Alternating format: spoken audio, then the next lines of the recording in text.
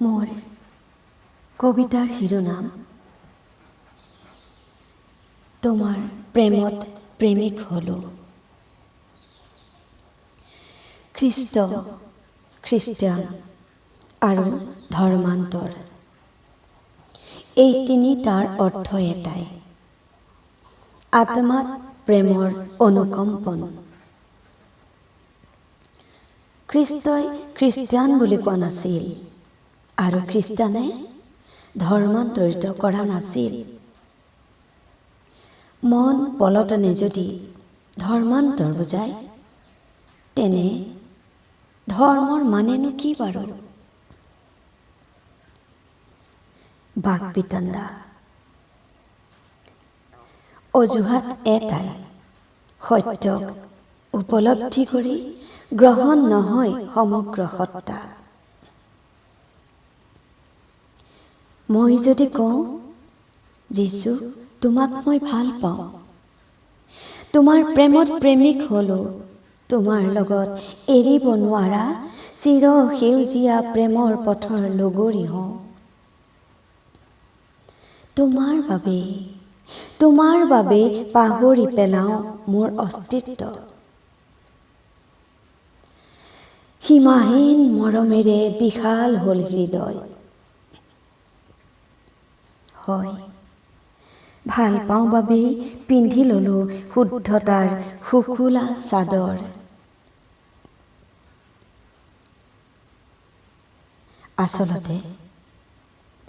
আচলতে তুমি মোক প্ৰেম নকৰা হলে হয়তো জীৱনৰ ওখৰা মোখৰা কাঁইটীয়া বাটৰ মানুহৰ মনৰ বাঞ্ছা বুজিবই নাপালোহেঁতেন।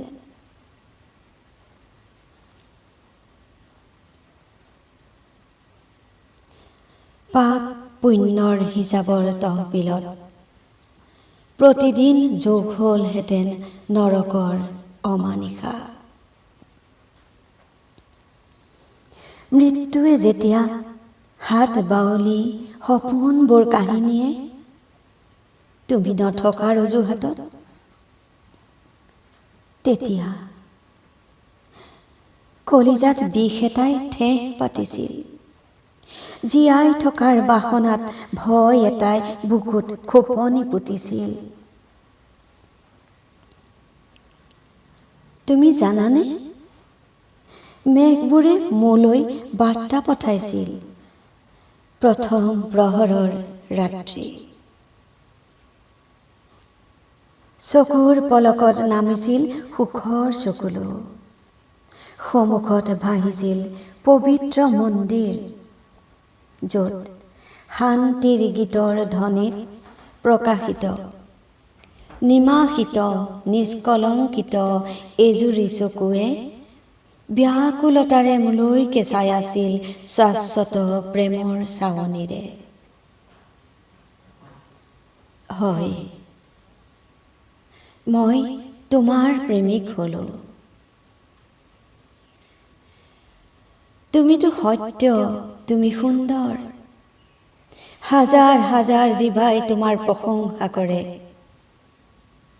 তুমিতো শত্ৰুকো ঘৃণা কৰিবলৈ নিশিকালা, প্ৰেমৰ বিনিময়ত তুমিহে ঘৃণিত হলা। তোমাৰ সততা, পবিত্ৰতা, হৃদয়ৰ দোষবিলাক কোনেও নুবুজিলে। কিমান ভয়াৰ্ত আৰু কিমান কঠিন হ'ব পাৰে কোনো ব্যক্তিক কাঠত ওলোমাই ৰখা অৱস্থাত গজালেৰে পিন্ধা, তেজৰ নৈ বোৱা।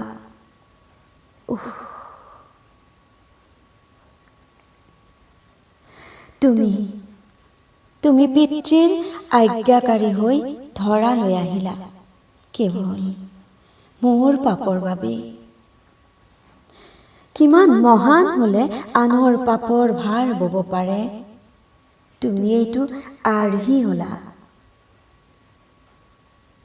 হয়, ভাল পাই পেলালো তোমাক, তাত মোৰ কি দোষ? প্ৰভু বুলি সকলো সময়তেই মাতিবলৈ মন যায়, তাতেনো কি দোষ মোৰ? তোমাৰ খোজৰ পিছত দৌৰি সমাজৰ লেতেৰাবিলাক ধুই চাফা কৰিবৰ মন যায়। সেয়াও নেকি মোৰ দোষ?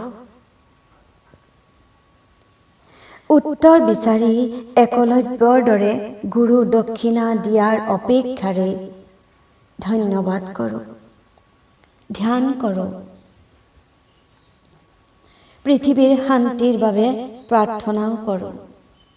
সেয়া নেকি মোৰ দোষ? সুধিবলৈ মন যায়, ধাৰ্মিকৰ নামেৰে অধাৰ্মিক আচৰণ কৰা সেই ব্যক্তি বিশেষক।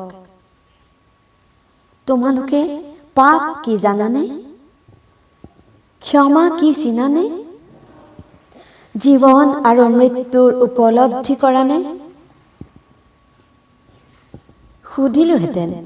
সুধিলোহেঁতেন যুদ্ধত শান্তি আছেনে? কেতিয়াবা তোমালোকে ভাবি চোৱানে স্বৰ্গ কি, নৰক ক'ত? নতুবা চিন্তা কৰানে জন্মতে আমি আনিছোনো কি, মৃত্যুত আমি লৈ যাম কি?